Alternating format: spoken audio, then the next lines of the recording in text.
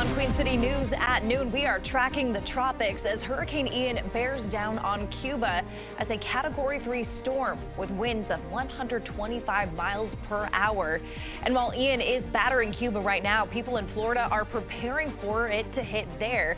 This is a live look from Panama City, Florida now. Blue skies now, but that will not be the case as we move throughout the week.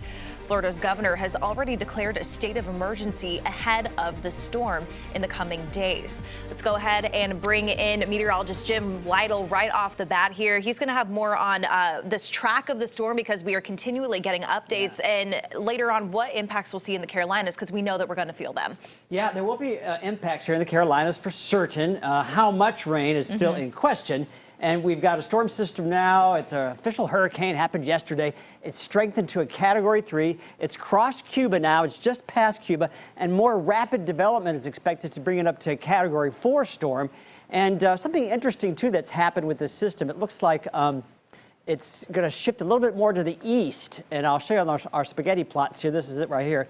And you'll see exactly where those storms are coming from. The track of it right there is the ones that are the models are most predicting it. It's a little bit farther south and east now. You can see that. And from instead of going more toward the northwest Gulf, it's now going right over Tampa and forecasted to go more along the coast of Georgia, South Carolina, and North Carolina. That doesn't change the forecast for us at all, but it certainly will change the forecast for the Florida coast, that west coast. Instead of paralleling the coast, it's now going to go a direct hit, and it looks like into the Tampa Bay area. So our forecast looks great, though, for the short term. We got lots of great weather and nothing to worry about until the weekend.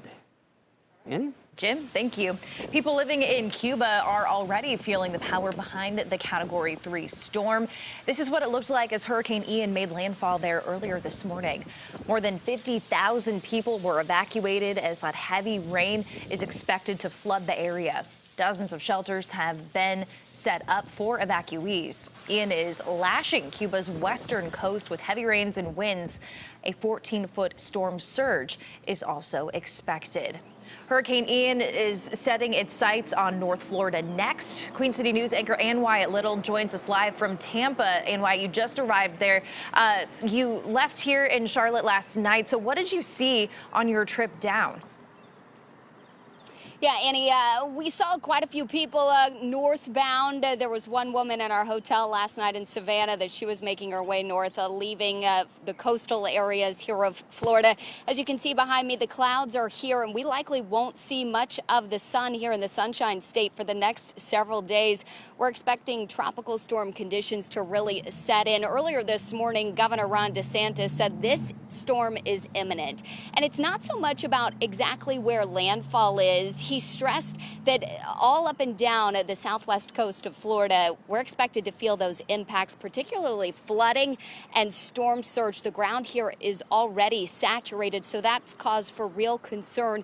There are about 2.5 million Floridians under evacuation orders, and some of those people are heeding the warnings. We took this video on our way into town this morning. You can see heavy traffic, but it was moving this morning. We also stopped several times to top off and fill up. There are still gas stations with fuel. We saw a lot of people filling up gasoline tanks, and they've got bottled water in the backs of their cars. And some people are going to ride out this storm, but we're hearing from local sheriffs down here, and they say, you know what, there will come a point in time where if you decide to stay, particularly along the barrier islands or in some of those evacuation zones, and you call for help, help won't be able to get there. So that's really why they are stressing people over the next couple of hours before we start to feel the outer bands of Ian move in to get out and get north. And they say you really don't have to evacuate too far, just get to higher ground. And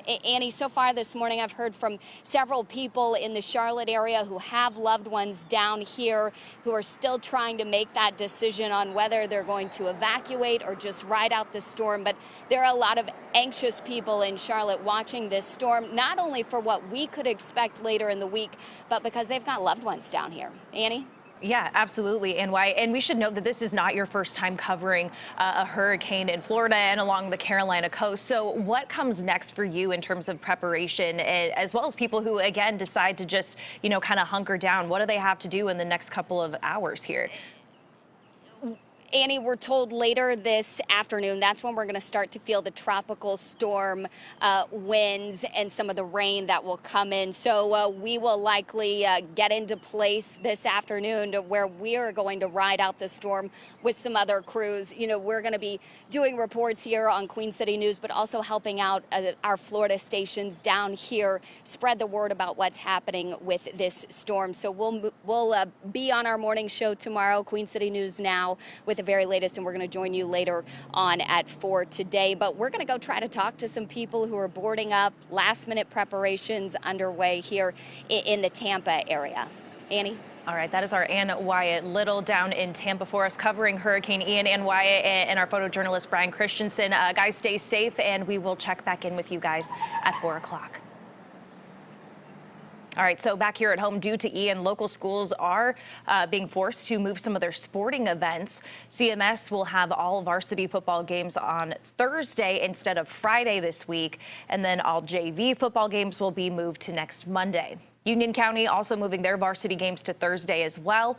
Iredell, Statesville schools, and Gaston County all moving JV games to Wednesday, so that's a bit of a variation there. And then varsity will play on Thursday. Huss and Kramer will play next Monday. And organizers of Taste of Charlotte, just within the past 20 minutes or so, taking precautions because of Hurricane Ian as well. They're moving this weekend's event to next weekend, so that'll be October 7th through the 9th.